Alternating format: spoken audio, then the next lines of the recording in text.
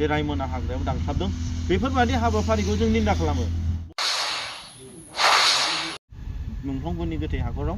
आरो जोङो मोसा फिसाबादि नेरनानैसो जोनोम जादों खुनु नबथियानो दिनै गुलुङोब्ला दिनै एबसुनि दैदेनगिरि बिथांमोना बनसुखौ मानो दादों होननानै सोंनांगौनि खुनु जुक्ति एबा अधिकार गैया सोलिबाय थादों जिथु बिटिआर आरो बिटिसि एकर्डखौ लानानै बर' फरायसा आफादनि आफादगिरि दिपेन बर' आरो आगुनि बिथाङाबो आबसुनि एक्टिभ वार्कारमोन जाय दावराव देख्रेब नार्जारि आरो अमर सिंह ब्रह्म बिथांमोनजों अपेन डिबेटनि थाखाय बिथांमोना प्रप'जेल होलायदोंमोन बेखौनो अमर सिंह ब्रह्ममोना बिथांमोननि प्रप'जेल होनायखौ एक्सेप्ट खालामनाबो लादों नाथाय दिनैनि समाव गुलुं गुजुं थासारि निश्चय बर' माहारियारि फरायसा आफादा हारिनि मोनसे मोजां परिबेस एबा जौगानाय थासारिखौ जों लुबैयो जिथु डिबेटआ मोनसे सोद्रोम गोनां हारि एबा दिनै सिभिलाइज मोनसे जाथिनि थाखाय दिनै जोबोर गोनांथि जाय हारिया गोरों दं जौगानाय दं साननो हानाय मेलेमजिबि दं बिथांमोननि जातियावहाय गोबां डिबेट गोबां माने बेफोरबायदि हाबाफारिया जानानै थाङो दा जोंनि गेजेराव दिनै मानगोनां आगुनि बै समनि बड'फाजों समान सोमावसारबोनाय मानगोनां दावराव देख्रेब सार अमर सिंह सार बिथांमोनहा जिथु एबसुनि दैदेनगिरि बिथाङा जि अपेन डिबेट चेलेन्ज बिथाङा मिडियानि गेजेरजों गेवलां फोथाराव फोसावदोंमोन दा बेखौ बिथांमोना गनायनानै लादों जिथु एक्सेप्टेन्स अफ लेटार्सखौ बिथांमोना हरदों जोंनोबो दैथायहरदों लेटारखौ बेवहाय जोङो जोबोद बर' माहारि फरायसा आफादा जोङो बेयाव सापर्टिं दङ आरो जों बे हाबाफारिखौ गनायदों जिहेतु बिटिआर गोरोबथानि गेजेराव बर' हारिया मा लाब जाखो मा खहा जाखो आरो मा खहा जानो थांगासिनो दा माखासे दफाफ्रा जाय जिनिसा बर' हारिनि मेलेमजिबि बुद्धिजिबि बिथांमोनजों गोबां आफादफोरजों सावराया लाबानो जिहेतु सुक्तिखौ बानायनाय जादोंमोन बेवहाय गोबां आफादफ्रानो दिनै गोसोआव मोनसे गनायथि फैयाखै एबा लायाखै बिनि थाखाय बे जिनिसखौ मानो थाखाय जामारा आरो माबोरै जानांगौमोन आरो दिनै मा जाखो बिनि सायाव अपेन डिबेट खालायनाया बिनि सायाव जोबोद हामजाथाव आरो जों वेलकाम खालामो आरो बे डिबेटखौ एबसुनि दैदेनगिरि बिथांमोनाबो आरो मानगोनां अमर सिंह ब्रह्म आरो दावराव देख्रेब सार बिथांमोनाबो थाबैनो बे हाबाफारिखौ लानांगौ आरो बेयावहाय बे हाबाफारियाव मोनफ्रोमबो आफादफोरखौ लेंहरनानै अडियेन्स हिसाबै बिथांमोना माने बे हाबाफारिखौ खुंफुंनांगौ दा बिनि बेलायावनो दिपेन बर' बिथाङा बुंबावदों गावनो प्रप'जेल होनानै बिथाङा आरो मोनसे बेवहाय एजेन्डा लाबोबावदों जे दिनै नोंथांमोना बनसुखौ मानो दाया बा पिएलखौ नोंथांमोना उथायबासो अपेन डिबेटनि थाखाय जोङो नोंथांमोननो डेट फोसावनाय जागोन होननानै बुंदों दा बिनि सायाव मा बुङो दिनै बर' माहारियारि फरायसा आफादखौ दिनै एबसुनि दैदेनगिरि बिथांमोना मानो दादों होननानै सोंनांगौनि खुनु जुक्ति एबा अधिकार गैया जिहेतु एबसुआबो दिनै बर' हारिनि मोनसे बाहागोसो बेबो मोनसे फरायसा आफादसो आरो दिनै बनसुआबो बर' हारिनि मोनसे फरायसा आफाद बेबो मोनसे बाहागो दा हारिनि थाखाय मावनो हानाय हारिनि थाखाय जातिखौ बोखांनो हानाय फोथांनो हानाय जातिनि रैखाथिनि थाखाय खामानि मावनो बयहाबो अधिकार दं मानो होनबा भारतआ मोनसे डेम'क्रेटिक कान्ट्रि दा बेयावहाय बर' हारिखौ रावबो आफादनो दिनै बन्दक होआखै थिखा होआखै दा दिनै बर' हारिया जेबो जाथारियाव बनसुआ दिनै जोनोम जादों आरो बिथांमोना गमामायैनो सिन्था खालामनो हानाय केपासिटि दङब्ला दा बनसुनि प्रिन्सिपल्स एन्ड आइडिय'लजिसफोरखौ बिथांमोना नायबिजिरबानो मिथिनो मोनगोन आरो बेयावहाय बनसुआ दिनै मा मावलांदों मा मावलांनो नागिरदों आरो यां जेनेरेशन्सफोरनि इन्टारेस्टेडआ मायाव दा बेखौ बिथांमोना गुवारै बिजिरना नायबानो मिथिगोन दा बनसु दानायाव सोरबा मानगोनां दावराव देख्रेब सार अमर सिंह सारमोनखौ फोन लानानै गावसिनि जि मावनांगौ जातिनि ग्रेटार इन्टारेस्टनि थाखाय जि डिबेट लानांगौ बेखौ मोनसे एक्सकिउस बेखौ मोनसे बाहाना खालायनाया खुनु बे जुक्तिनि खोथा नङा आरो दिनै गोग्गो समाज दानायाव आरो दिनै समाज जाय समाजा गोरों गोरा बे समाजाव दिनै मोनसे बेफोरबायदि डिबेट लाबोनो नागिरनायाव जाय बिथांमोना फासयो बिथांमोना दिनै इंराजियाव मा होनो कावार्ड होननानै बुङो गिख' होननानै बुङो दावहा थिलिनिफ्राय दावहाखौ दोनथ'नानै गानज्रायनानै थानाय खारखुमानाय होननानैसो जों दिनै मिथिनो मोनो गतिके दिनै बर' माहारियारि फरायसा आफादा बोरै जोनोम जादों सोरजों दाजादों बेखौ कुइसन सोंनो हानाय रावनावबो अधिकार गैया मानो होनोब्ला जोङो दिनै मोनसे गोथार थांखि लानानै जे आद्रा थानाय बर'फोरनि मुंख्लंफोरनि जि मोनसे सिमां एबा दिनै रिभलिउसनारिसफोरनि जि सिमां आरो दिनै बै गोमाजानाय बिमा बिफा फिसा फंबाय बिदा फंबायफोरनि जि सिमां बर' हारिनि देरसिन सिमांखौसो जों दिनै मोगथां महर होनो थाखाय जों दिनै नुजाफैदों जों आवगायफैदों बिथांमोना बुंबावदों बिटिआर एकर्डखौ डिनाउन्स खालामनो थिननाया मुंख्लंफोरखौबो सनमान खालामनाय जादों होननानै बिब्दिब्ला दिनै गोथाङै थानाय माखासे बारग' एनडिपिफोरानो दिनैबो हालाय हाफाय थासारिजों मोगा मोगि जानो नांदों दा दिनै बिटिआर एग्रिमेन्टखौ मानो थाखाय बिथांमोना डिनाउन्स खालामनो थिनदों बेखौबो नायबिजिरनाया जोबोद गोनांथि दङ दिनै बिटिआर एग्रिमेन्टनि गेजेरजों जोंनि मोनखानाय नबथियानो दिनै गुलुङोब्ला नोंनि दिनै स्ट्रं मोनसे फाउन्डेसन खुन्थियानो दिनै गोलैयोब्ला गतिके बेखौ दिनै होबथानांगौआ जोंनि थाखाय जोबोद प्रभिजन थिग बिदिनो जितु बिटिआर एग्रिमेन्टखौ खालामनानै उइदाउट कनसेन्ट जोंनि बर'नि आफादफोरजों सावरायालाब्लानो बर' हारिनि इन्टेलेक्सुवेल्स मेलेमजिबिफोरजों सावरायालाब्लानो जाय सुक्तिखौ बानायनायाव बर' हारिया दिनै गोलैनो नागिरनायाव सोरबा मेलेमजिबि सोरबा बुद्धिजिबिया बेखौ डिनाउन्स खालामनांगौ होननायाव बियो दिनै बे जुक्ति नङिनि खोथा नङा बे जोबोर जुक्तिनि खोथा प्रिभेन्सन इज बेटार देन कियर होननानै दङ जेब्ला जोङो मिथिगौ गावहा बेमार जानो थांगासिनो बिनि आगोल गावनि देहाखौ जोङो होबथानानै लानाय डक्टरनाव थांनानै जोङो फाहामनानै लागोनाया मोजां गतिके दिनै 93 आवहाय मानगोनां सुक्तिखारि मानगोनां बारग' एमपि सानसुमा खुंगुर बैसोमुतियारि सार बिथाङा जे बिएसि सुक्तिया बर' हारिनि गांनाय उखैनायखौ सुफुंनो हाया होननानै मिथिखानानै बिथाङा दिनै बै समावहाय बिएससिखौ डिनाउन्स खालामदों आरो फिन खेबसे गोख्रों सोमावसारनाय जे बिएलटिनि आरो एबसुनि दैदेननायाव 2003 आव बिटिसि मोनदों जाय बिटिसिनि गेजेराव बर'फ्रा 6 सिडुल जोंनि माने हाहुनि अधिकार राजनितिक अधिकारखौ जों मोननो हादों आरो गावनि सिनायथिखौ जों गायसननो हादों गोबां स्कुल कलेजेस दिनै मोननो हादों आरो बिनि गेजेरजों दानि यां जेनेरेशन्सफ्रा जों सान्थि भाबै फरायनानै जों सोलोंथाइ लानो हादों आरो गोबां हिउमेन रिसोर्स बे डेभेलप जादों नाथाय 2003 खौहायबो जोंनि एनडिएफबि एबसुनि दैदेनगिरि बिथांमोना दि बेबो जोंनि जातिनि साननाय हनायखौ सुफुंजोबनो हायाखै एबा हानाय नङा होननानै फिन सोमावसारनानै बिटिआर सुक्ति मोनदों थिगैनो दं सुक्तिया दिनै आपग्रेडेसन जाबाय थानांगौ जे मोनसे सिमाङानो जोबाखैब्ला लासै लासैनो जों आवगायलांनांगौ बे जोबोद वेलकामनि खोथा बे जोबोद बाख्नायथाव एक्सेप्टेड खालायथाव नाथाय जाय सुक्तिखौ बानायनानै 2020 आव बर' हारियानो दिनै गोग्लैनायनि मोनसे जे मोनखानाय पावार एन्ड फांसन्सफोर जाय मोनखानाय जोंनि राजनितिक अधिकार हाहुनि अधिकार थांनानै थानायनि अधिकारफ्रानो जोबस्रांलाङोब्ला बेखौ डिनाउन्स खालामनायाव जेबो गाज्रि बाथ्रा फैया बे right decision in the right time बे टपिकखौ डाइभार्ट खालामनोनो बिथांमोना आनसलिक बा इउनिटनि आफादगिरिफोरखौ प्रेसमिटनि गेजेरजों अमर सिं आरो दावराव देख्रेब नार्जारि बिथांमोनखौ सोंखारिनाय माखासे प्रेसमिट नुनो मोनदों दा बेफोरो गोदान मोनसे टेकनिक्स नङा बे फुराना टेकनिक्स दा मोनसे डाइभार्ट खालामनायाव सोरखौबा माबा मोनसे पार्सनेल एटाक खालामनाय सोरबा जातिनि थाखाय मावनो थांदोंबाबो बेखौ मोनसे गावनि पार्सनेल उइकनेसखौ बुंनानै फोजोबनो नागिरनाय बैफोरबादि माने मा होनो बेखौ इमेच्योर जि पलिसि एबा प्रेसमिटनि गेजेरजों सोरखौबा बुंथे होनाय दा बेफोरबादि माने एन्टि माने माखासे ससियेल एक्टिभिटिसफ्रा जाबाय थायो जोंनि गेजेराव बे गोथार बाथ्रा नङा खिन्थु दिनै मानगोनां दावराव देख्रेब एबा अमर सिं सार बिथांमोनाथ' बिथांमोननि प्रप'जालखौसो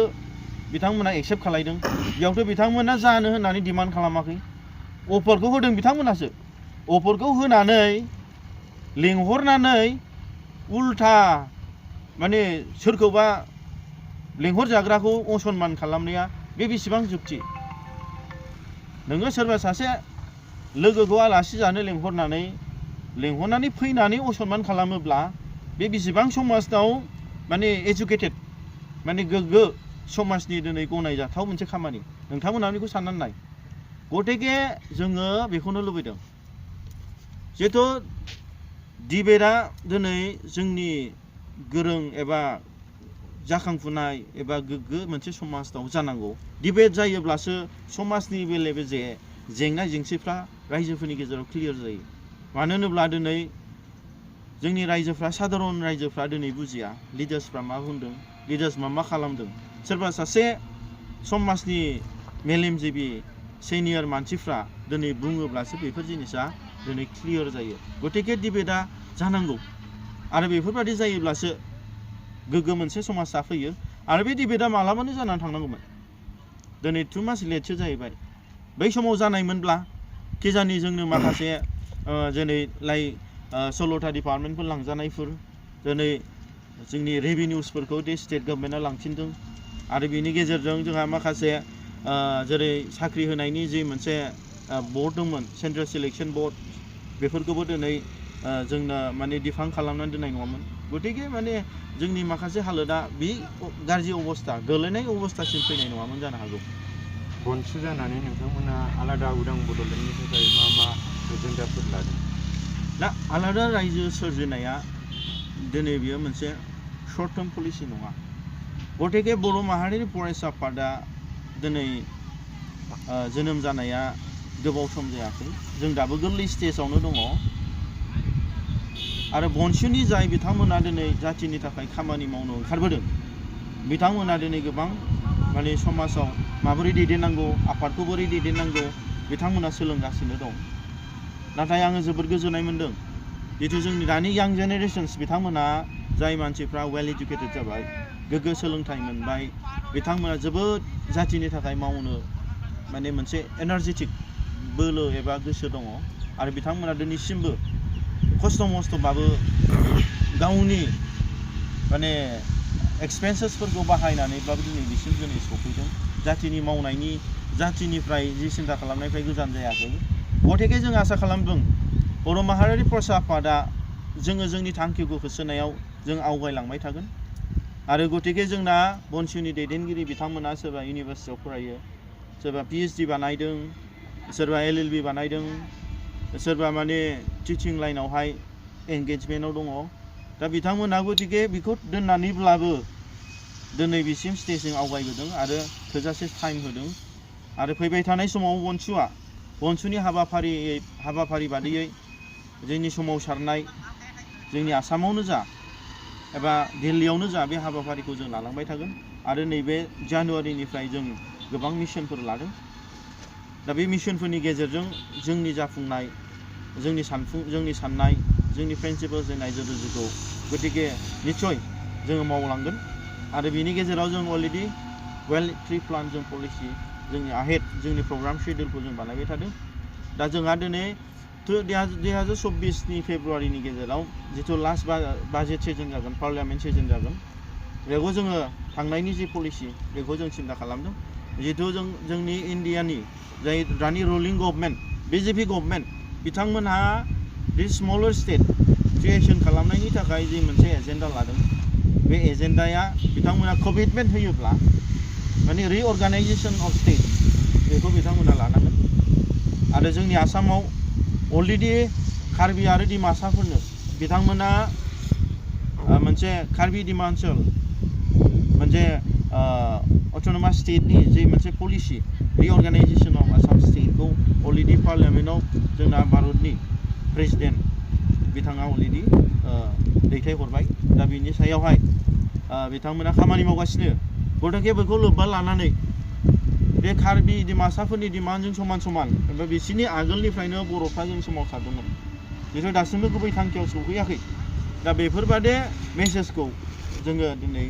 दिल्लीयाव जों हैनांगोन जोंहा दिनै बर'फोरनि गेजेराव दिल्लीसिम दैथायहरनायनि रावबो एमपि एबा रावबो मिनिस्टार्सफोर जों दिनै सापर्टिं जों दाबो मोनाखै। थेवब्लाबो जोङो गुबुन बर' हारिखौ मोजां मोनग्रा मिनिस्टार्सफोर दं, एमपिफोर दं जोंनि नर्थ इस्टनि खाथि, जोंनि आसामनि बर'फोरजोंनो गुलि सोमोन्दो लाखिबोनाय